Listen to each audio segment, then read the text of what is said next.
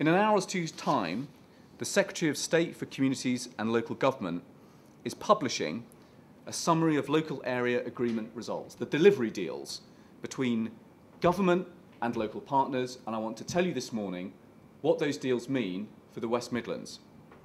On jobs, I can announce this morning that partners across the West Midlands have agreed to help over 30,000 people off benefits and into work in the next 3 years alone.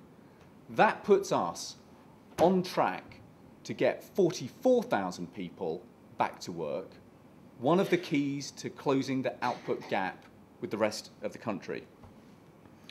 On new businesses, I said we need 1,900 new businesses started each year.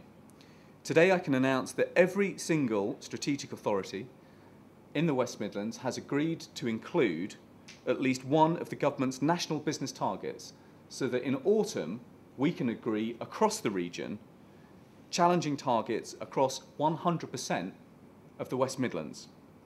On environmental protection, I can confirm that 13 out of our 14 key authorities will include carbon reduction targets in their delivery deals, putting us on track to cut carbon emissions from this region by 4.3 million tonnes by 2011, putting us well on track to hit our target of cutting carbon against a baseline of 2005 by 60%.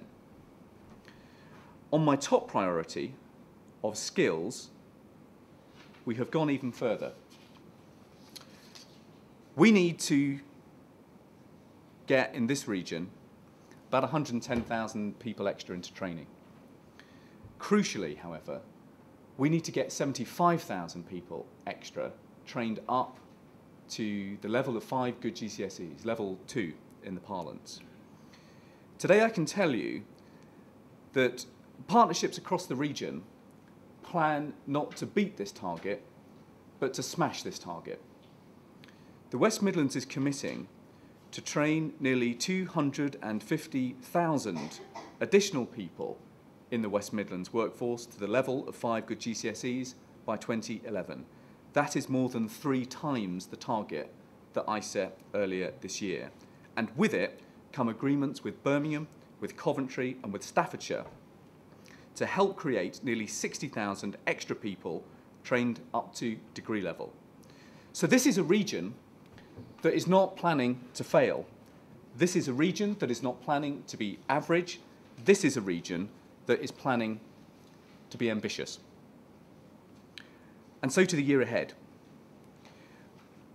I passionately believe that with the creation of new jobs and with new businesses and with new skills and with better wages, we can create new wealth that is more fairly shared in this region than it is today. And I do not believe that the creation of that wealth is an end in itself. I do think that with that prosperity, we can create new communities which offer young and old alike the opportunity to acquire a home they call their own, in a community which they cherish and love. But as I look ahead at the year to come, I now see 4 big challenges if we are to deliver on this mission of creating both new jobs and new homes. First, we have to put science, and therefore our universities, at the heart of new growth, driving new investment here in the Midlands, but also driving new trade links too. Second, we have to deliver on the targets that we have set to revolutionise skills. Third, we have to transform our transport system, getting the big infrastructure right for sure, but delivering local services in a new way, in a way which serves the way that actually we live life in this region today. And fourth, we have to finish the job of agreeing how and where to build a new home every half an hour for the next 2 decades. And these new communities that we plan and develop have got to avoid the mistakes of decades gone by. They have to be genuine mixed communities.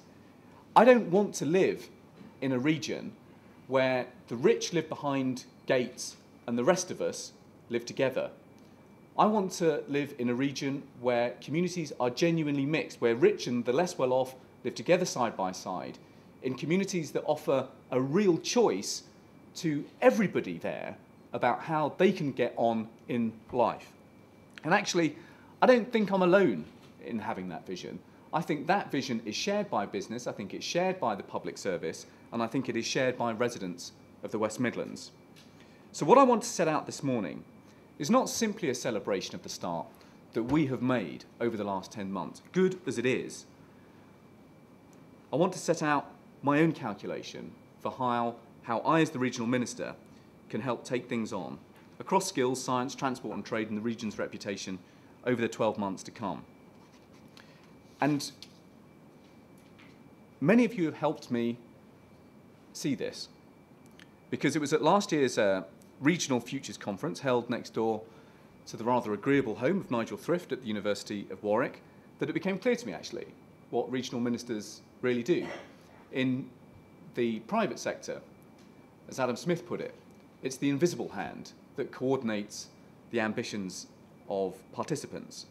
In public life, however, we don't have an invisible hand. We have a visible hand, sometimes waving, sometimes slapping people on the back, and sometimes making rather more threatening gestures. And so I want to just lay out 10 ideas where a combination of those hand signals will be needed over the next year. First, let me start by saying that if we want to put science and learning and knowledge at the heart of growth in the West Midlands and at the heart of new trade, then our universities will become centre stage. And we will need more of them.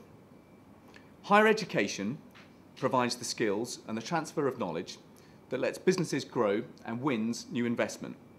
Universities make a real difference to the cultural life of towns and cities right the way across this region.